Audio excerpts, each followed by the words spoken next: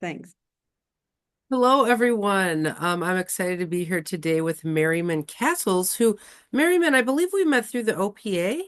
We did. We did. You were a speaker and you were really a riveting speaker. Oh, well, thank you. So the OPA, for people listening, is the Organization of Professional Astrologers, correct? Correct. And what is your role there? So I co-facilitate the OPA Lives with Celeste Brooks. And so we have four of those a year. We have 3 to 4 speakers that are concentrated on a certain topic. And it's a 2 hour Sunday morning, just beautiful chance to dive deep into the astrology that different folks practice. Interesting. So that's kind of one of like your side jobs. It's not your main thing you do. It's just something you do a few times a year kind of thing. Right. Twice, I mean, I'm twice a year, so it's pretty easy. And I'll hop in and moderate if there's a need sometimes, but it's a wonderful way to stay involved and just to get to know people and know who's out there, what they're doing. And when we get to wonderful places like Norwalk, where we got to see each other in person, have these wonderful pre-established friendships. Oh, totally. Yeah, it's actually amazing how much you can build a friendship over internet. People say it's not a real thing, but I mainly just talk to my friends anyway. So what's the difference if you're talking on a screen or in person? I don't. Um, so tell us, what kind of astrologer are you? So I am a professional, traditional astrologer, and I'm based in Sedona, Arizona. And I also uh, work with vibrational astrology and Uranian astrology. And because I work with the Akashic records, I find all of these blend in an amazing way. Also for the astrologers listening, I do have a Uranus, Mercury, Pluto conjunction in the ninth house, trine my Mars and Neptune in the 12th house. So it's a wonderful, really tapping into the channeling portion of what I bring through, and then connecting the dots, seeing the patterns, Hmm. witnessing the fractals of our existence. It's pretty fascinating. Wow, interesting. I can see where a Mercury Uranus Pluto conjunction would like to study all different. I mean, I feel like Mercury Uranus is the brilliance and the interest in things like astrology, but then the Pluto is like the in-depth analysis of such things. So is that in Virgo for you? It's in Virgo, as is my sun. But these are pretty much partile, and then the sun has a good little 8 degree Okay. Well, I have distance. to know now what your moon and rising are. So I'm a Sag rising, and I have a Gemini moon. So pretty angular chart there. And then there's that Mars, Neptune, and Venus are in Scorpio. So they're buried there in the 12th. Everybody doesn't get to meet that up front. Oh, fascinating, fascinating. So you're very mutable. You're very mutable. Very mutable. Yes, Okay. sometimes too mutable. Uh, look, you can never be too mutable. I mean, I need um, notes. okay, so let's talk about when you say you're a traditional astrologer, I'm curious what you mean by that because there's a lot of different traditions. There are. I've studied with many different folks, but I've really settled in, working with Michael Bryan. I love the way that he puts really, you know, he puts structure with great integrity in how you go into a chart. And somebody who's mutable needs some good structure. Pisces and Saturn as well, Mhm. down at the bottom. So, I mean, Saturn and Pisces. Oh, you So have that, yeah. yeah, so I need that very much so. Um, Hmm. that really good structure. So, it's just a very traditional. I do use the outer planets, the Okay. transpersonals. Okay, Mhm. interesting. So when you say traditional, you're speaking like, are you like medieval traditional or like Hellenistic traditional? I don't know, Or my medieval, medieval. medieval. Okay, okay, Yeah. fascinating. Yeah, okay, so that's cool. Yeah, that Saturn in Pisces opposed Pluto, Uranus, and Virgo is a subset of astrologers, and you all are really into like elections and things. From what I can tell, is like you guys are very technical astrologers, but also very spiritual with the Pisces. So it's very cool. Yeah, you're right. There is that technical component that I like that. I need a framework, too much open space. I just swim in. So, Interesting. Yeah, or try to clean it. yeah. So Oh, that's funny. That's funny. You Virgo, you can clean up this episode just while you're doing it. I don't know. Um, okay, so we're obviously here to talk about the Akasha today, which is one of your specialties. So I thought it was called the Akashic Records. Like, what is Akasha versus Akashic Records? Well, they're the same thing. It's just a shortened version. Okay. So what is the Akasha? So it is, it's the infinite field of everything. It's the matrix of our existence. And I think that's why vibrational astrology is so appealing to me, because you're going into the harmonics, you're looking at the different layers, the frequencies, the vibrations.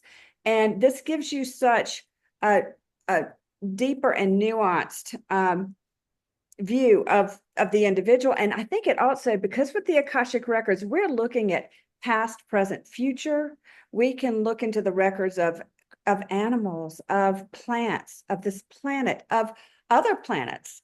We can tap into this frequency and access this information, and it's very, very critical to be in a place of flow with this, allowing this flow.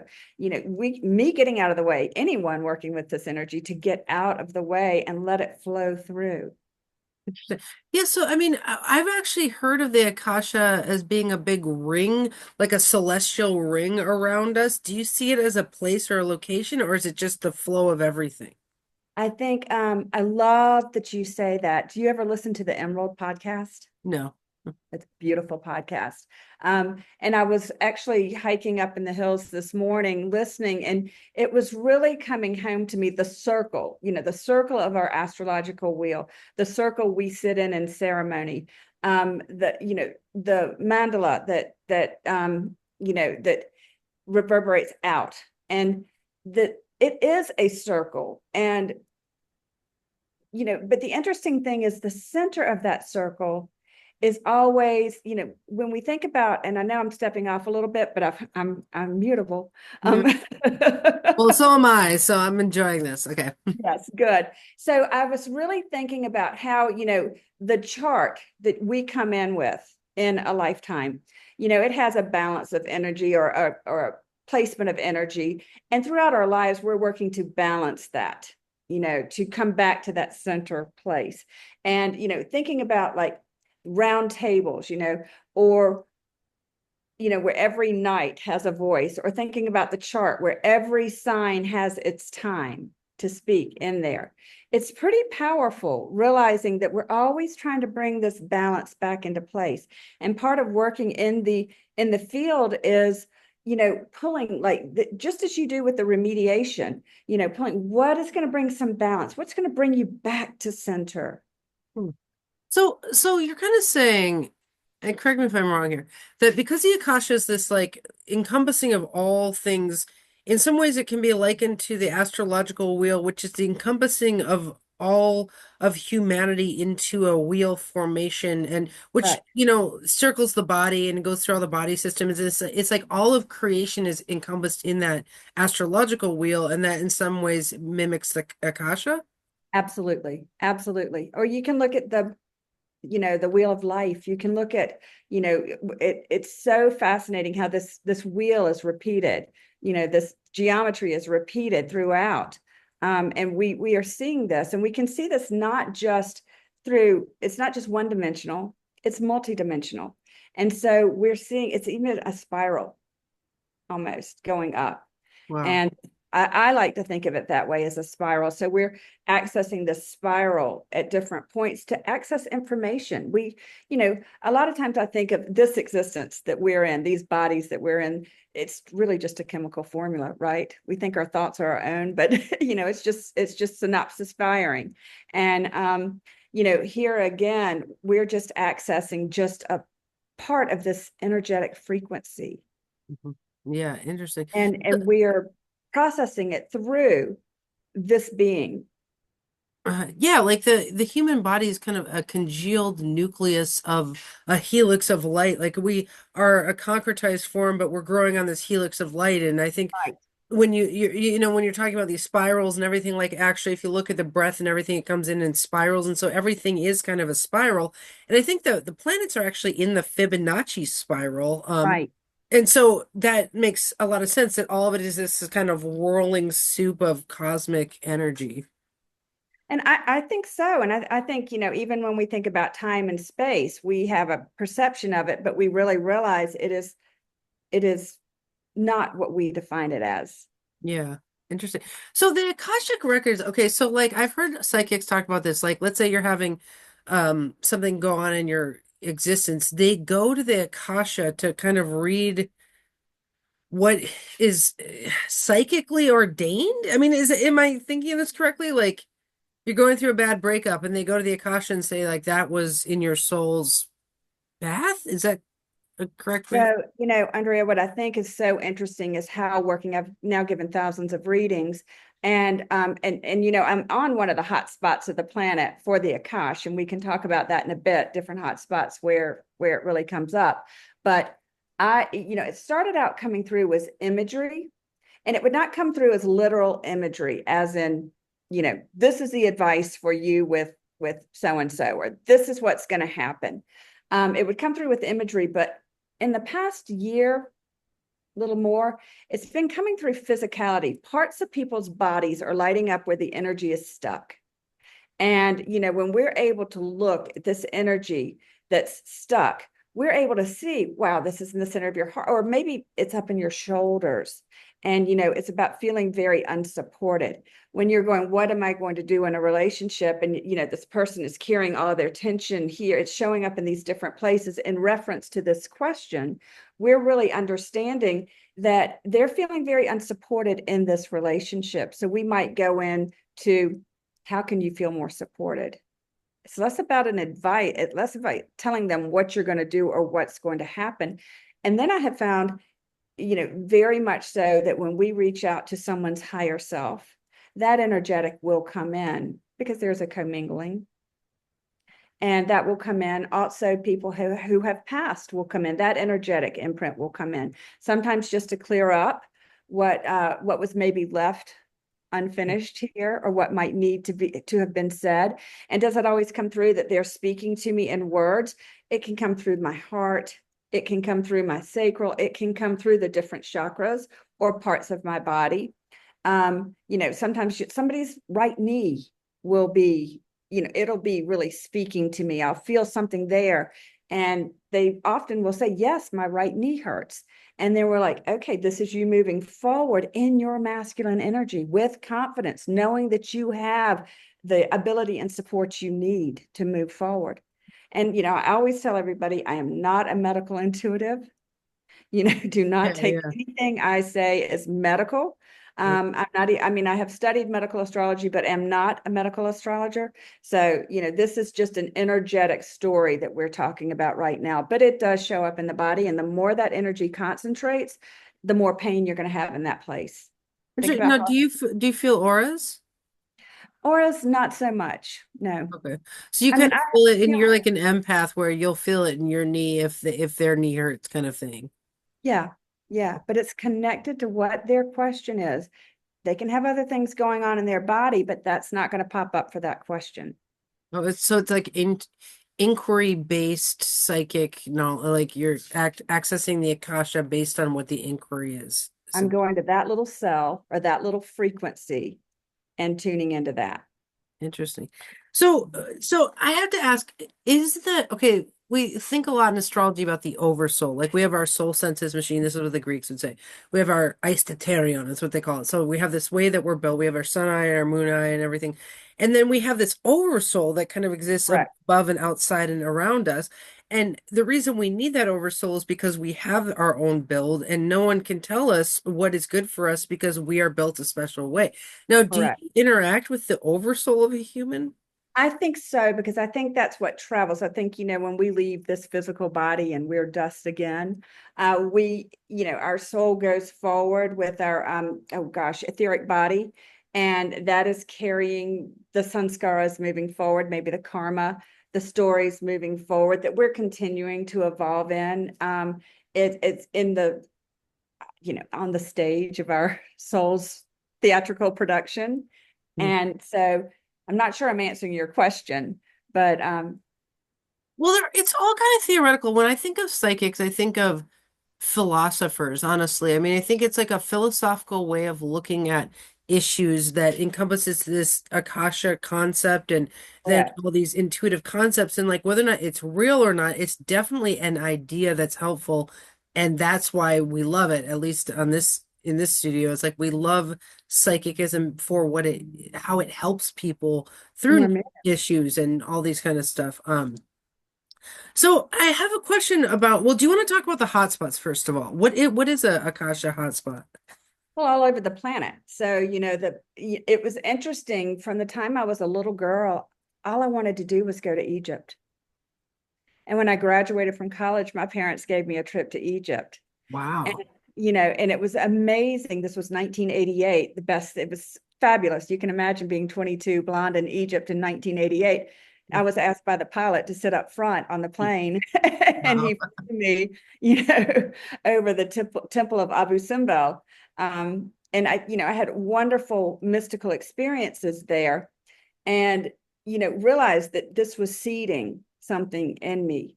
I'm realizing that I have had trips that have popped open, new gates of understanding, evolution, openness within me. So other hot spots around the world: Glastonbury, England; Sedona, Arizona, where I live; Mount Shasta. I've not been there.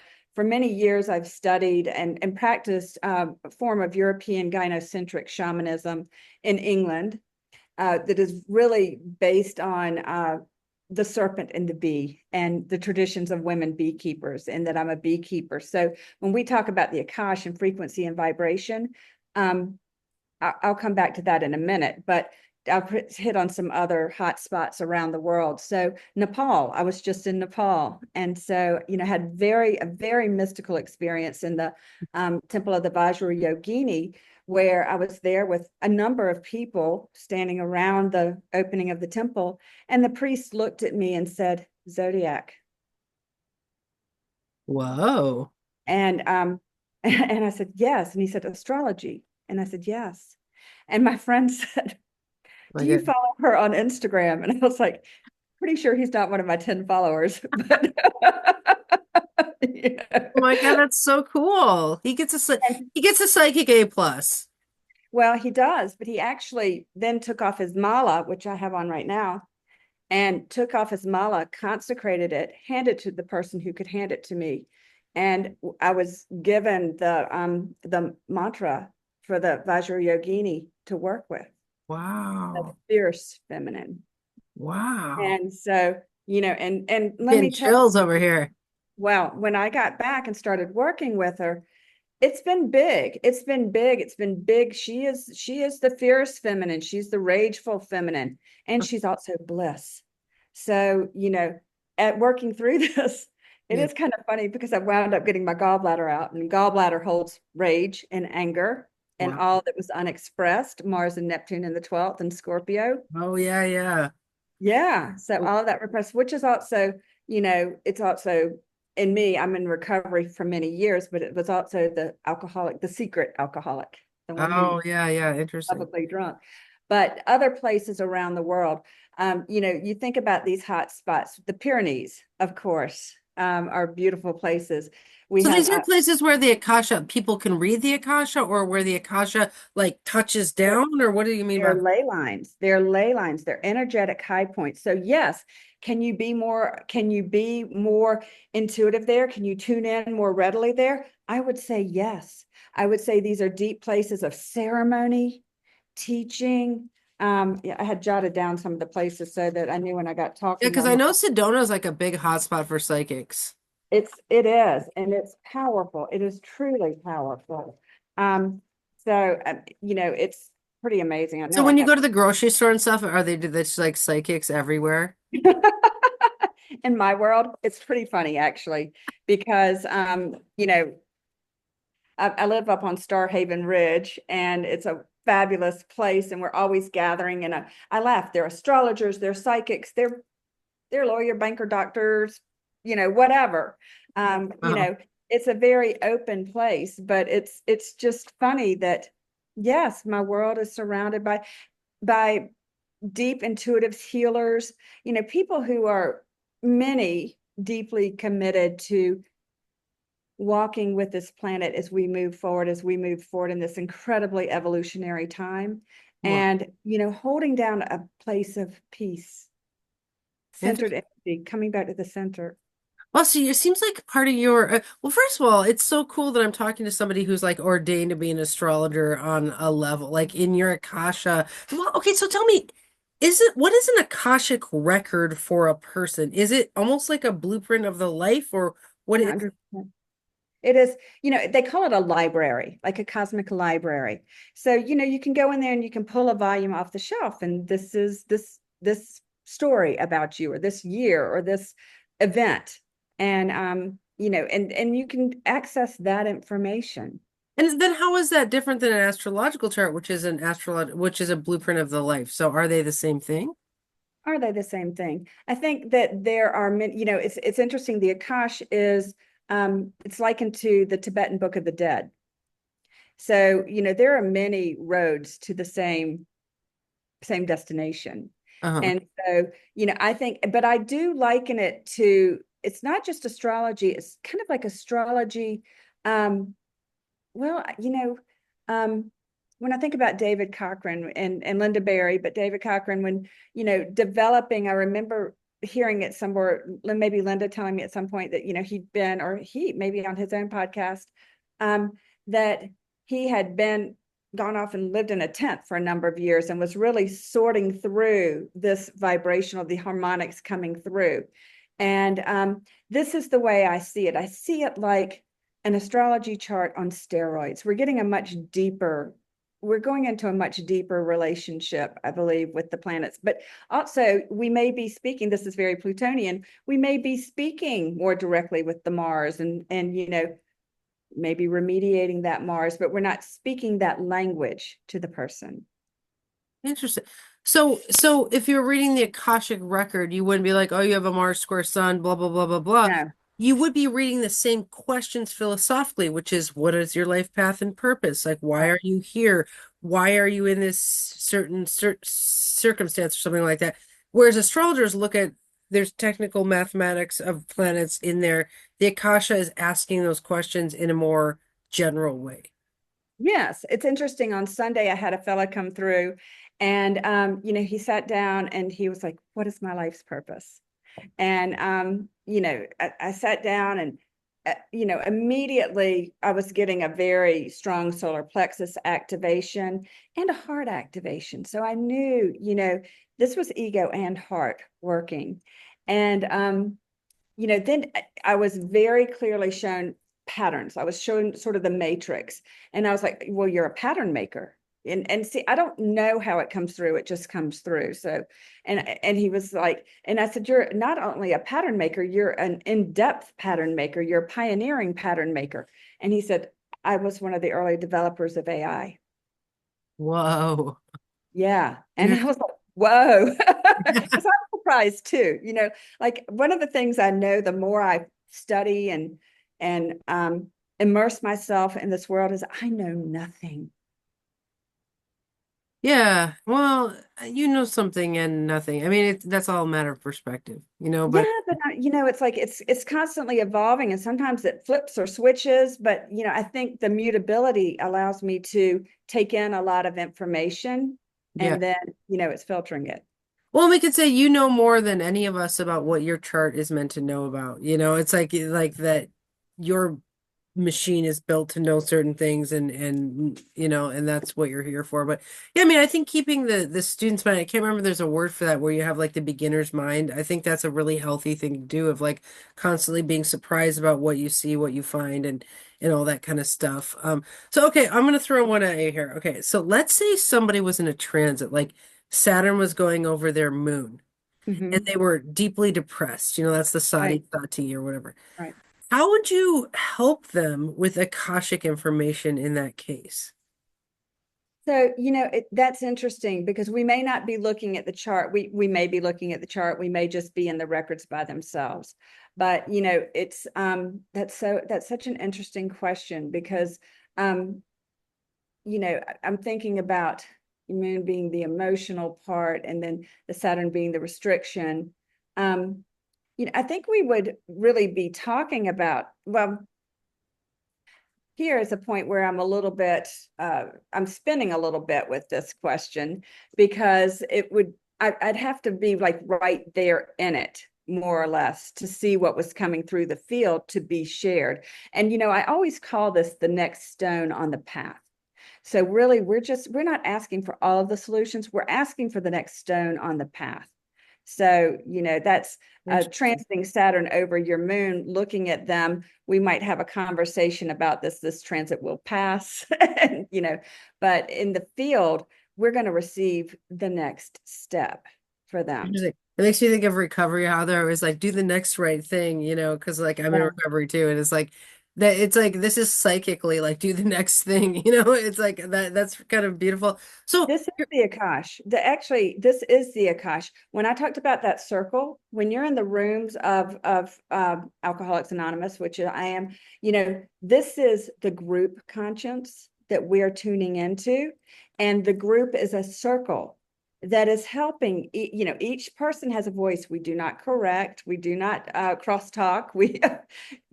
We are there speaking. And, my sponsor of many years who's passed, her name was Myrtle Lavoie. Myrtle, the voice of the divine feminine. How magnificent oh is my that? God, you are so built on this divine feminine frequency. It's so crazy. She's passed, and she was just a wonderful woman from North Carolina, country woman, white bun, long denim skirt, Birkenstocks. I mean, just fabulous. Wow. But she was so fabulous when I would get, especially in early recovery, when I would get upset about somebody's actions in the rooms, and she would be, AA is self-cleansing, and she's right. That circle is always like our own astrological wheel, and like our own circle of existence, is always self-correcting. It's always coming back to the center and correcting. She's right. They spin out, and Wow. then there's a sort of balancing that comes Yeah. back into Yeah. place. Wow, that is fascinating. Yeah, I do find that about those rooms. Not that our episode's about that, but I do think having gone through recovery has made me a much wiser astrologer, just to be able to help in hard transits. What do you do? I mean, anyway, so I see what you're saying is whereas we would look in the transit mathematically and be like, Saturn's going over your moon, it will end on this date. What you do is kind of meld into the Akasha realm and Right. get messages for the person for the next stepping stone. Like you're not like tied to the blueprint of the chart. You're just like, I'm just a messenger of the Akasha. And so in some ways you're kind of like the Oracle, like Oracle of Delphi or something. Like if somebody has, so they can bring an issue to you as an oracle, and then you kind of just get free flow information. It's beautiful. Yes, that's exactly. And that's the shamanic traditions that I've immersed myself in, the studies that I've immersed myself in for many years, which are based down, in the traditions of Yeah. Delphi. Mhm. Oh, really? Yes. Oh, so wait, so what you identify as a shaman also? I would never use those terms. Animist would be a closer term for me, ceremonialist, very much so.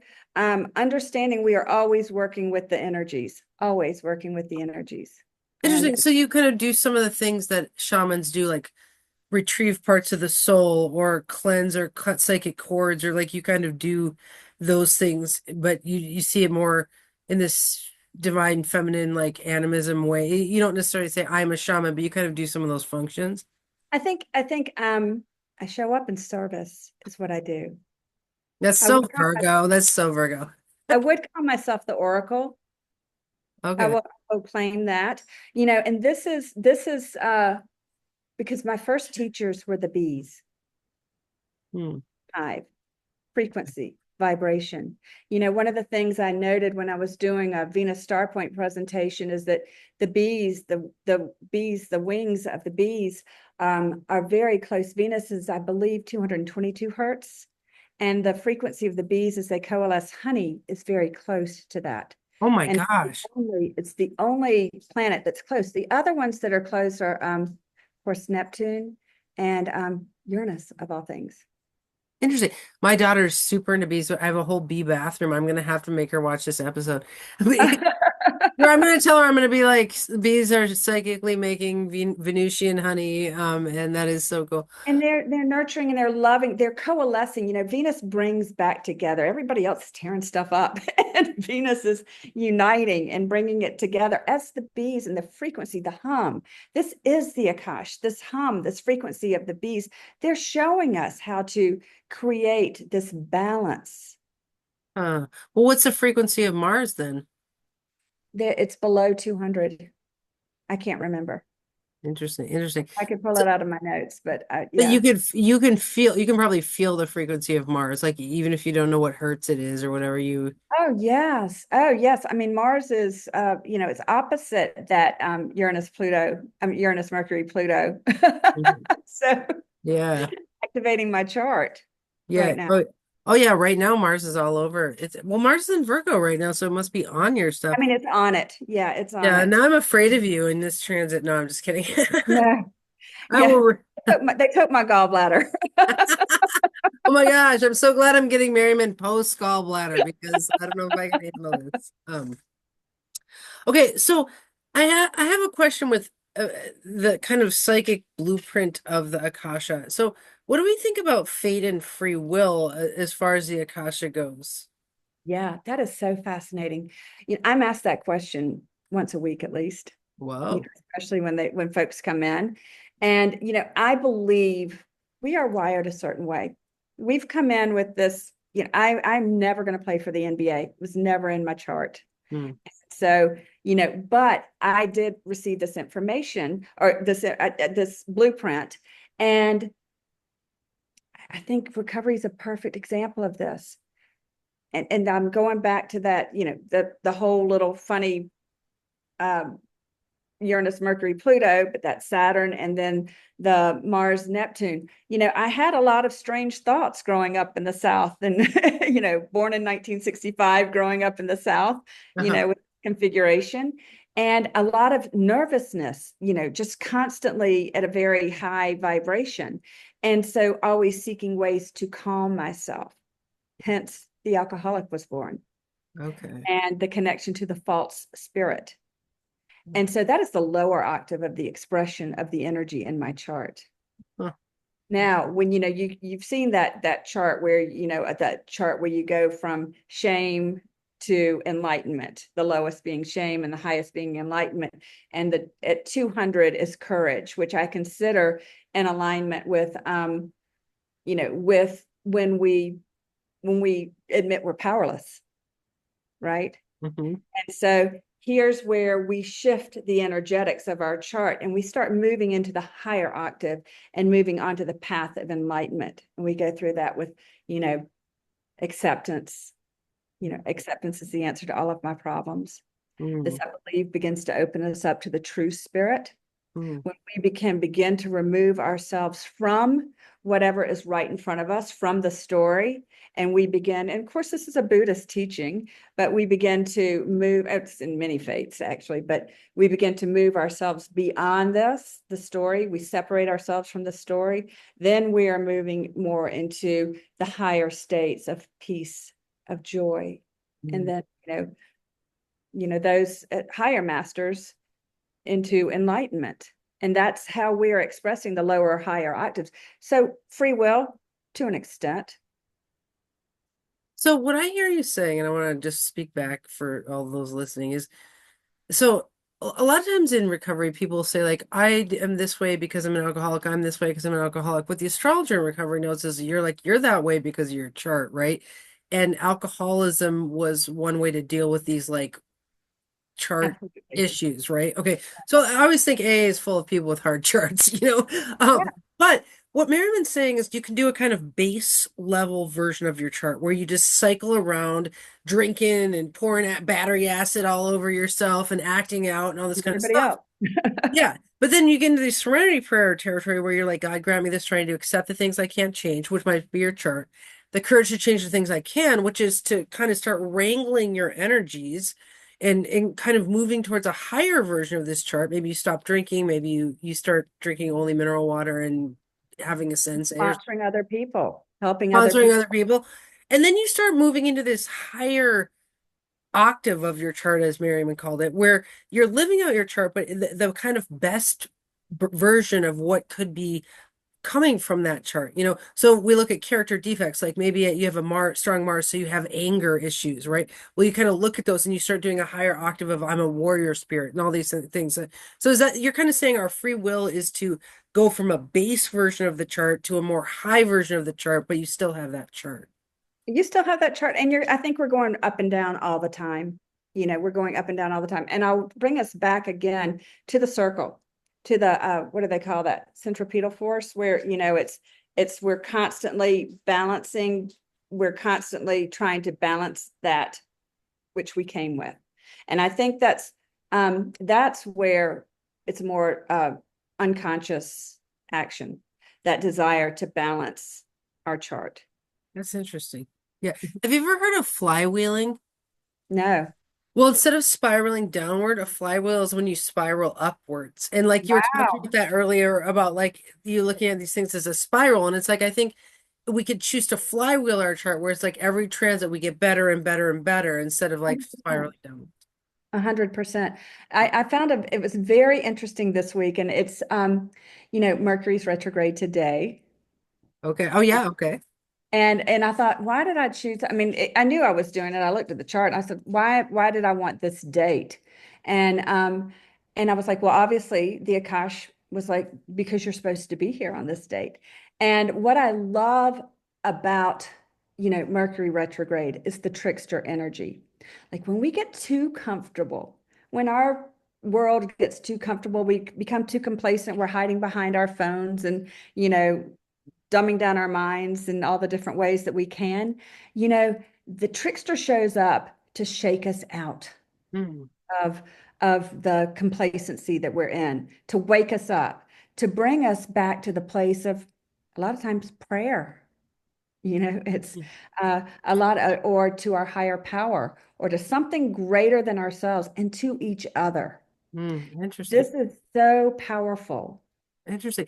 So if you okay, sometimes as a Socratic professor, I like to ask like weird questions to discover things. And the weird Yeah. question I want to ask now is if you went into the Akasha of a baby Yeah. who hasn't really, I mean, what might you see in the Akasha there? Because they're like an unformed, unfree will express Lives. what past lives. Past lives, yes. Past lives are a big thing that come through. And those are very vivid. They're very, very vivid. A lot of times that does not come through somatically. This comes through actual imagery. So it was not a baby, but a woman was through the other day, and we opened up her records. She really was focused on past lives. And so we went back to a past life in Massachusetts, um, somewhere on the coast, late 17th, 18th century. And, she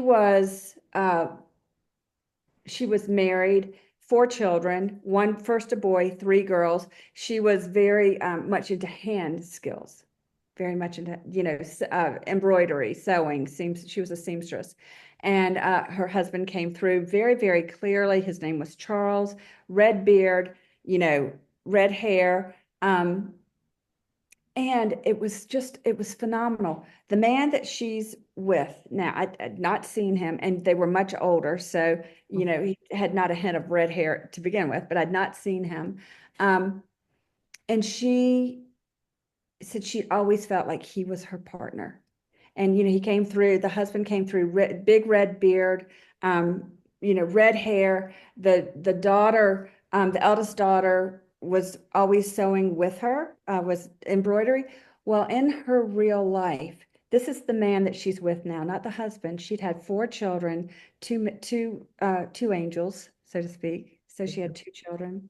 So in real life, and yet her daughter-in-law is a seamstress and has been teaching her to sew and embroider the sewing skills in this lifetime.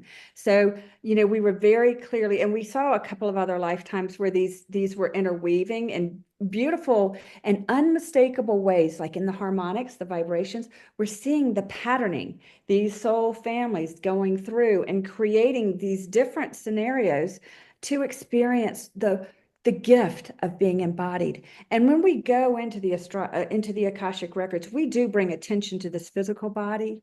Mhm. And we see every cell from the top of our head to the soles of our feet, healthy, revitalized, and functioning perfectly. And we are grateful. We Mhm. go into this emotional body and we give gratitude for the emotional body and the gift of embodiment to feel the full spectrum of emotions from the greatest joy to the deepest sorrow, and realizing this is truly why we're here. And Wow. it allows us to step into that place, that elevated place of the observer. So you're saying that an Akasha reading is kind of like a psychic reading, but you also kind of go through the psychic car wash as you're getting the reading, like you're getting all cleaned out. Yeah, in many ways, Or yes. I maybe think it's that's you because you're a Virgo doing that. Like maybe that's your style of reading. maybe, that's interesting. I've had readings from other people and they're different. And the more I read, the more I evolve in my own discipline, or practice with it. And the more I move into acceptance, the less I'm trying to edit what comes through Mhm. or doubt. I share it very clearly. This is what's coming through. I don't edit it, take it, leave it. I tell folks, don't ever make big life decisions on what a woman in a corner office in Sedona, Arizona tells you. Well, I have a theory on this, which is, because I worked as a psychic all through my 20s because I have a Pisces moon square Neptune. And so, like, I definitely Fabulous. have a psychic chord in my chart. And the thing is I moved out of psychicism because I didn't like the loose, like, poetic nature of it, of like, it's not really mathematical or scientific like astrology is. Right. I can feel the auras and everything like that. Like it's food on someone's face. It's my Pisces moon is so sensitive, but I like to ground it in the math of the astrology and all that kind of stuff. But I think if you look at psychicism as a poetic text, like we have linear text, which is like 1 + 1 = 2, and a poem is more like the green bird is flying above the thing, and like you get to interpret the poem all these different ways. Poetic poems or poetic texts help people in the creation of life path and purpose all the time. Like Absolutely. how you read the poem, that's like Rorschaching the psychic message is part of the magic of the message, right? You do you, you're just give them what comes through, and then they get to Rorschach that. They get to decide what they grab onto and don't. And that is what is the healing and interesting part of the psychic reading. That's my theory on it. I agree. I agree. And I mirror you in the fact that why would Merriman choose these very complex forms of astrology, the very mathematical vibrational astrology, the very exacting traditional astrology, the also the Uranian astrology. I mean, these are it's giving us more data, and I love that. I love data. I could eat that all day long, but so I realize I'm in process of how these actually blend ultimately. Sort of have two disciplines over here. Well, that's like But an opposition, right? Like your Saturn and Pisces is all that like psychic-y, like a structure in this psychic work I do. And then now that Virgo's like that detail. And like you're holding space for these two opposing. I mean, I don't know. coming back to the center of the circle, the balance, right? Coming back to the center um, of the circle, the round table of this soul's mission on earth. Interesting. Wonderful. Okay, so let's see. I hope I'm not bombarding you with questions. If there is there Love anything it. you want to, okay, Love okay, it. okay. Um, now, okay, how much can we alter the Akasha? Like it sounds like you're kind of channeling it, but do you ever go into it and do stuff? That's such a good question. It's I think about the frequency of the hive. This is very interesting. I'm a North Carolina State certified beekeeper, and it was kind of funny. In 2003 or 2002, my children were young, and all they were talking about at Christmas is all the stuff they wanted. I don't want this, that, and the other. And I was like, oh my gosh, you know, we have to think about other people than ourselves. And I was like, Santa Claus is going to bring beehives. And Santa Claus brought beehives. And then I had to go through the certification process. My daughter did. My son was a little younger. And and as I worked with the bees, I was the the accreditation process or the certification process at the time involved a lot of chemicals, um, you know, antibiotics for your bees, and just all the fumicillin for, and terramycin, all these chemicals. And it occurred to me, and I lived on a golf course. It occurred to me, all of these chemicals going into the hive are altering the hive. They're weakening our bees. These frequencies in the air, of the radio waves, whatever, these are altering the frequency of the bees and nature in general. And so I stopped in 2008. I became a no treatment organic beekeeper. So, I've lost hives. Now I've done my best. I've, put little vinegar traps so that, the critters can't fall in before they can get into the hive. But, it's letting nature, it's letting nature take her course, letting the bees be the strongest bees they can be, so that they can thrive and be strong against everything else we do. Without us messing up the world on ourselves, we don't have to get in our hives and mess them up and, put them in monocrops and, weaken them these ways. But that's a whole nother story. But So you're saying you're an organic Akasha reader. You don't mess I with am an Okay. organic Akashic Records reader. I'm a no treatment reader. Oh my God, you put pesticide on the Akasha. Okay. Interesting. Well, Maybe this is maybe how the soul really, it's not about just solving it in this lifetime. How does the soul evolve moving forward? interesting.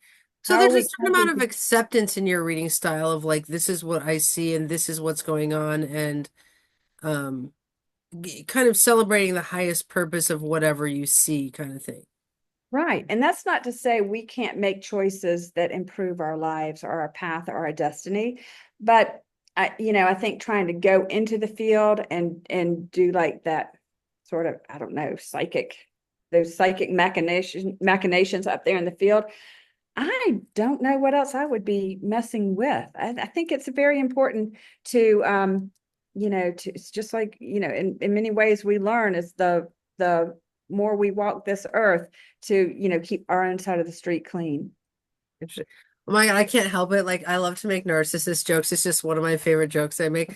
And I'd be like, what would a narcissist do? They'd be like, I'm in charge of my Akasha. They'd be like, I be taking my Akasha. A It's 100%. it's Yeah, that yeah. God's will for us thing, right? Like I don't know if it's the third step prayer or whatever, where it's like Creator, have your way with me. It's like you don't want to be like acting like you control your Akasha because there's something beautiful about the Akashic record being bigger than you. Like let's not. And that's where that trickster energy comes in, the Mercury retrograde coming in and kind of bowling balling our the pins we've set up, and it's redistributing power. And this is the world is always trying to bring itself back into. We've always seen people rise up in power, rise up in, control and all of that. And then, then there's this disruption comes in. And Yeah. it's like the 84 Mahasiddhis in Buddhism. Uh, no. They're at any given time on the planet, there are 84 Mahasiddhis they are they just go around creating havoc. They're highly spiritual people. They go around creating havoc, and yet and then they just leave town or whatever, and they leave the chaos and then to sort itself out. So it's just like the earth, chaos coming back into order, chaos coming back into order. Yes, I get it. There's something like we want to humble ourselves to the Akasha in some ways and say like Yeah. this is the divine plan for us and it kind of it's that looking towards a higher power like the Akasha is a higher power. It's like a power greater than ourselves. Okay. Well, I have to ask, how is the Akasha related to wait, no, you're friends with Maurice Fernandez, right? I am. Yes. He And just got back from Alaska last night. And we're going to Tyler Henry on Sunday. is that a Uh, concert? he's a psychic. Oh, he's a psychic. Okay. So Maurice is an evolutionary astrologer, right? So you Right. must know all about the South Node and all that kind of stuff. So for people listening, the South Node is kind of a place of reincarnation because Merryman brought up past lives, which made me think of this of like, so when you're reading, do you ever marry the past life info you get with the South Node? 100%. Beautiful stuff.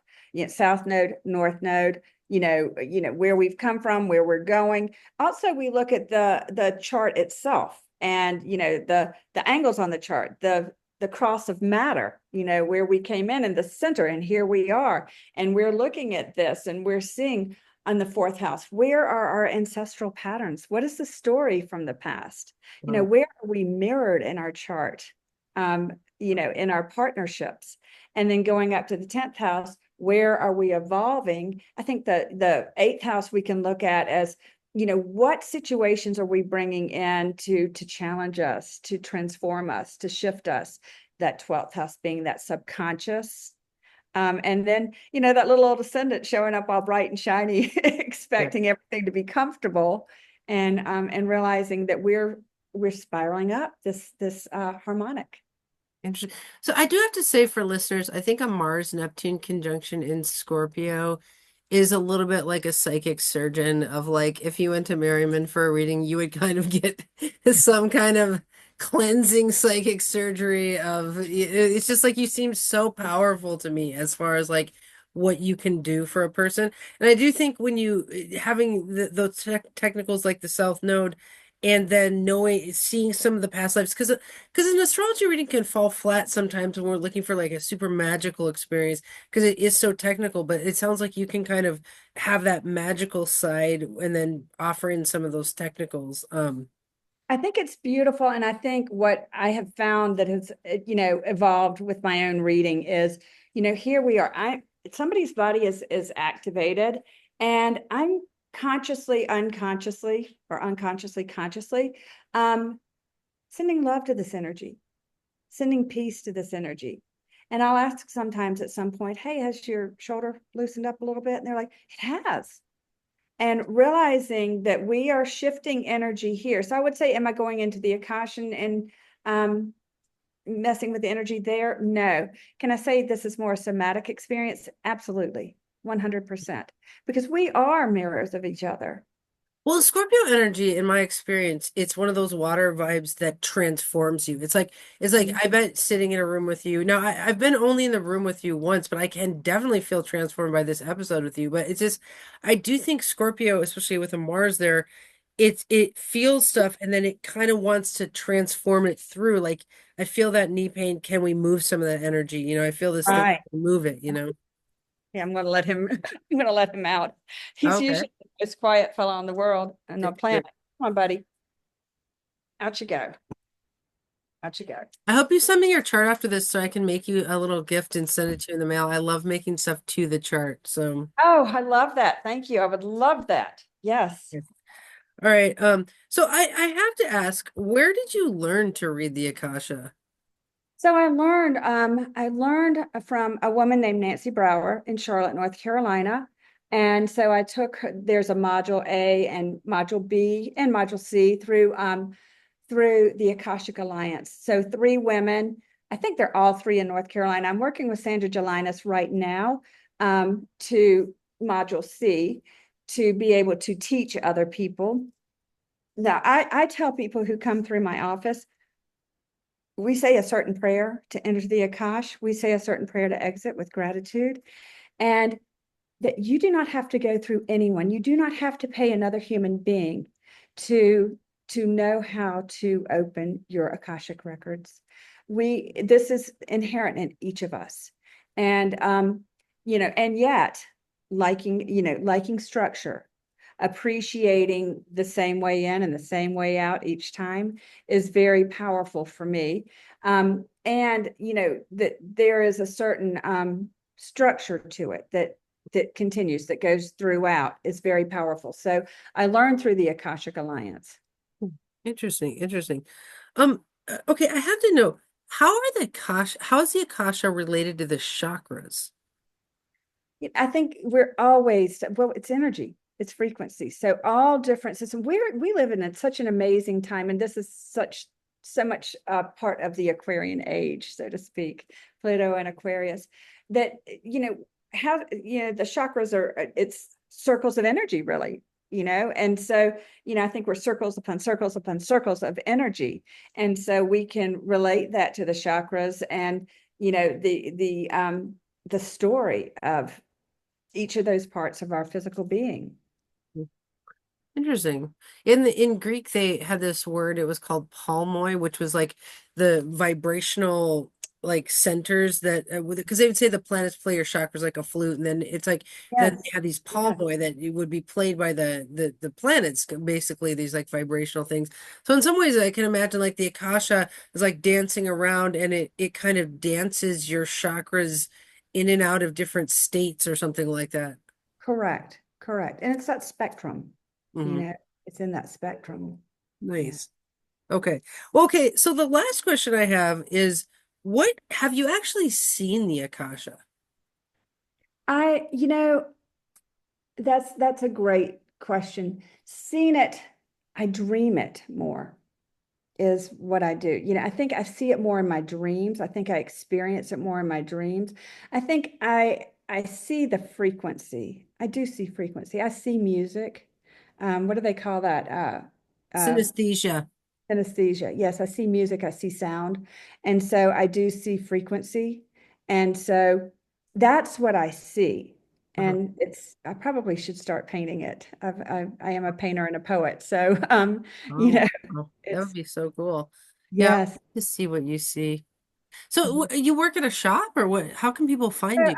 I work at the Center for the New Age until the end of the month, and there's one thing I'm introducing. I've written for the last couple of years astrology planner journals, and I've written them with astrology in real life for the ambitious entrepreneur. I have a business background. Oh, And then also astrology in real life for recovery and codependency, which is actually approved by AA World Services, not endorsed, approved. And oh, then astrology in real life with the shamanic wisdom of the bees, so which is more channeled through the Akash. And so actually I'm combining all of those from the written format, which, can be confusing and also uses up our earthly resources of paper into an app that I'll be launching this fall. wow. And so you'll be able to access any one of these tracks or all three if you want, receiving prompts that are, based in those areas of interest. So very, very powerful, but they're all underneath what I believe is my work on this planet ultimately, which is under the umbrella of collective dreaming. So this is where we're actually going into the field together at night as we dream, and we're visioning and dreaming a new world into existence in partnership with the planets. What's happening with the planets? So, this is, I think, a very powerful tool. I hope.